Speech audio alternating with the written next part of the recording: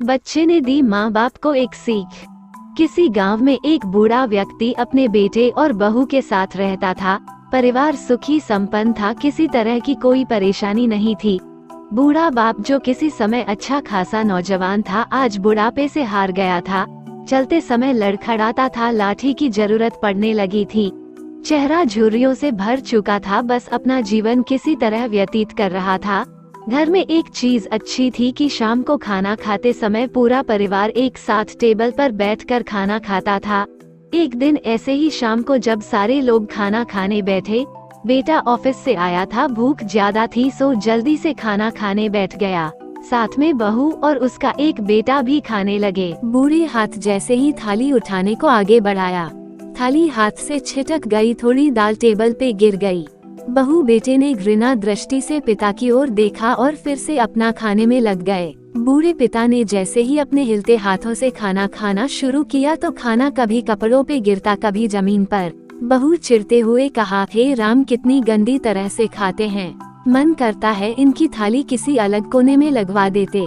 बेटे ने भी ऐसे सिर हिलाया जैसे पत्नी की बात से सहमत हो। उनका बेटा यह सब मासूमियत से देख रहा था।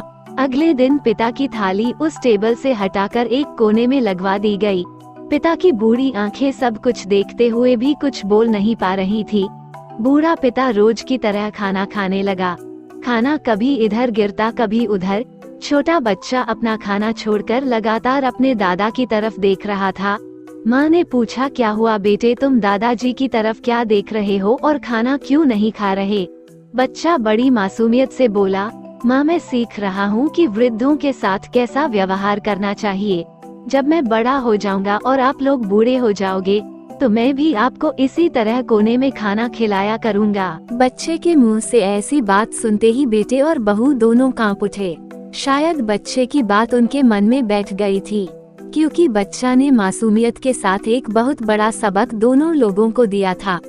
बेटे ने जल्दी से आगे बढ़कर पिता को उठाया और वापस टेबल पे खाने के लिए बिठाया। बहू भी भागकर पानी का गिलास लेकर आई कि पिताजी को कोई तकलीफ ना हो। इस कहानी से शिक्षा मिलती है कि माँ बाप इस दुनिया की सबसे बड़ी पूंजी हैं। आप समाज में कितनी भी इज्जत कमा लें या कितना भी धन इकट्ठा कर लें, लेकिन माँ बाप से बड़ा धन इस दुनिया में कोई नहीं है। आशा करती हूँ कि एक छोटी सी कहानी आपको पसंद आई होगी। कहानी पसंद आई हो तो लाइक, सब्सक्राइब और शेयर करें, और एक कहानी आपको कैसी लगी कमेंट करके बताएं।